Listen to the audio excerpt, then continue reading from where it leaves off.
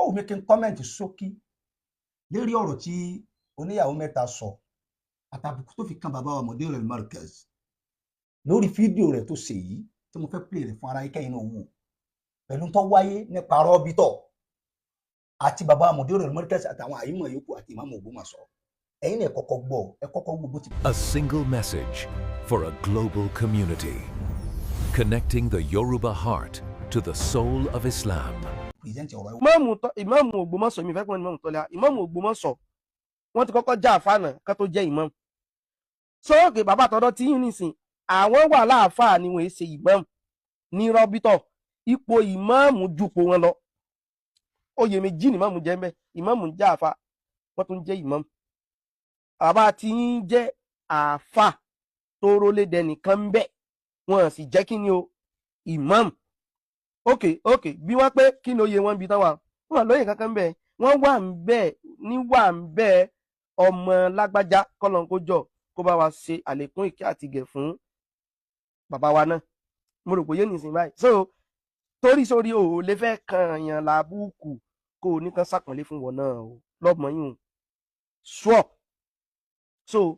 wọ́n ti parí mítìn gan wọ́n ti parí tán lọ sí bẹ́ẹ̀ wọ́n ti fẹ́ parí kò gẹ́ ti ń sìn báyìí wọ́n ti parí gan ní ká pè bàbá wa láwọn fẹ́. ara ìṣẹ́ ti gbọ́ àkọ́kọ́ ni pé mo kọ́ fẹ́ wọlé pẹ̀lú ọ̀rọ̀ àdìsá Nabi Muhammad sallallahu alayhi wa sallam tó sọ fún wa pé min husni islamil mar'i tarkuhu ma la ya'ni àníbi sàlàyé tí ó tún ẹ̀sìn wá sí ó sì sàlàyé tí ó bàjẹ́ ó nínú tí ó tún ẹ̀sìn wá sí òun ni kọ́mi ni ó fi tí ó bá kàn tí ó sí ń bẹ̀ tí ó bìlọ́ǹgì sí tí ó mọ bó wọ́n ṣe kọ́ pàtì àmọ́mọ́ yẹn kò ní tẹ̀lé àdìsá Nabi Muhammad yẹn torí pé àwọn blọ́gà tó bá ti ti owó síwájú wọ́n sọ ìjọmọlúwàbí lẹ̀ wọ́n sọ bíbí lẹ̀ wọ́n sì gbàgbé ìpìlẹ̀ bí wọ́n ti jáde torí pé ànàníyà wọ́n sàfẹ́ lówó by all means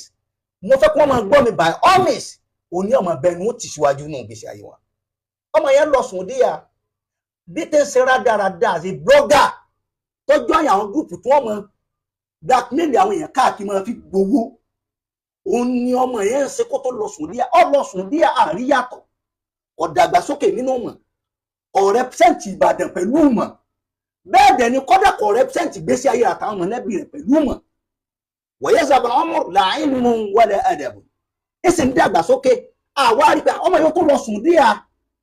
òní mímọ̀ kankan mú dé kọ́dà Lukmanu ọmọ àfa àbàtà tó saláìsí ẹ̀tún wo ohun tó arí bẹ́ẹ̀ owó nìkan làwọn ọmọ yìí bá kí owó ti sí ẹ̀yìn ẹ̀jẹ̀ ọmọ ìyá rẹ̀ níbi ọ̀rọ̀ owó dé yìí náà lọ́jọ́ máa sọ pé bàbá tó bí ọ sínú rọ́bítọ̀ tábà ní ìzàkọ́ àmàbí ìsàkọ̀tọ̀ ánìlbàkì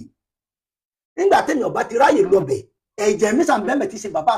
rẹ̀ ò sí ń bẹ̀ tí ọmọ fún ọ ní feedback bẹ́ẹ̀ ni ò ní mọ̀ọ́mù kan mẹ́ ìwọ́gàn ọjọ́ yìí bẹ̀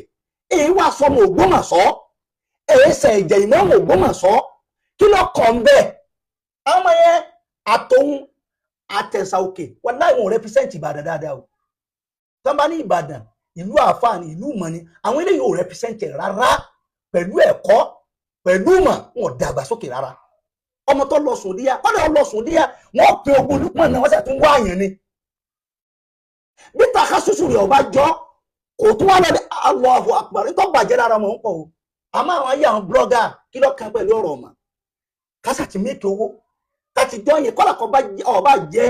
kírísítẹ́nì sọ́sà ti rówó tó ti gbà fún wa ó ti dèyàn wa náà ayé àwọn ọmọ yẹn fi ń lọ bẹ́ẹ̀. mo wá fẹ́ràn létí ọ̀rọ̀ àfọwà kan àfẹ́sìn ni Sheikh Salih Al-Usaimi wọ́n gbé ìkáyà àwọn sálàfù kan wá pé annahu sami'a shakhsan yaktabu bẹ́ẹ̀ nìkan sọ̀rọ̀ sí wọn lẹ́yìn wa qala lahu fa arsala ilayhi bi hadiyya ó wá sẹ́ndì gift sẹ́niyẹn ẹni tí ń sọ̀rọ̀ sí lẹ́yìn ó sẹ́ndì gift ẹni tó ń bú gangan lọ sẹ́ndì gift sẹ́ni tí ń bú wa qala lahu ó wá sọ fún pé anta ahdaytani hasanat dáadáa ni ó bù mí o torí pé nínú dáadáa nìyẹn tó ti fi bú mi lẹ́yìn òní ọlọ́wọ́ kò nínú dáadáa rẹ fún mi anta ahdaytani hasanat anta fún biha yawm al-qiyamah tí fi sàǹfààní jọ al-qiyamah وأنا أهديك هذه الهدية من وابني جفتي تنتفع بها في الدنيا كوفي بولو فون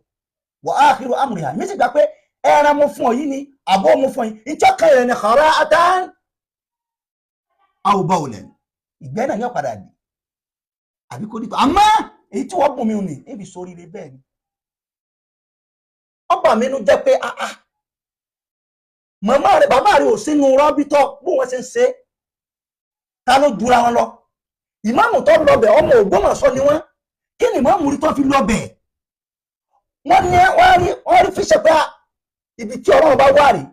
wọ́n rí fíṣẹ̀ pé àwọn àgbàlagbà àwọn àfẹ́ẹ̀sìn ànẹ́tọ́ gbé e kalẹ̀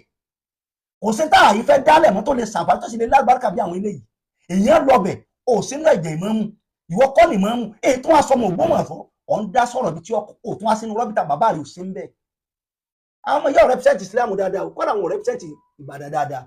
torí látàná dòní rẹ̀ blọ́gà náà ni kò yàtọ̀ sókè kò yàtọ̀ dòní ọ̀dàgbà nù mọ̀ ọ̀dàgbà nínú ẹ̀kọ́ ọ̀ rẹpísẹ́ǹtì àwọn òbí rẹ̀ dáadáa bẹ́ẹ̀ ni ọ̀ wá rẹpísẹ́ǹtì Ìbàdàn dáadáa. ó bàjẹ́ fúnra àwọn ọmọ báyìí o kọ́rọ̀ ọba àti tán sọ́nà pé gbogbo nǹkan kọ́ lówó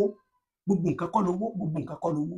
ọ̀rọ̀ ẹ̀sìn kọ́ lọ sọ yìí o ọ̀rọ̀ ọmọ kọ́ sọ yìí o ọ̀rọ̀ owó tí wọ́n sàfẹ́ ń wà ní. Wassalamu alaikum wa rahmatullahi wa barakatuh.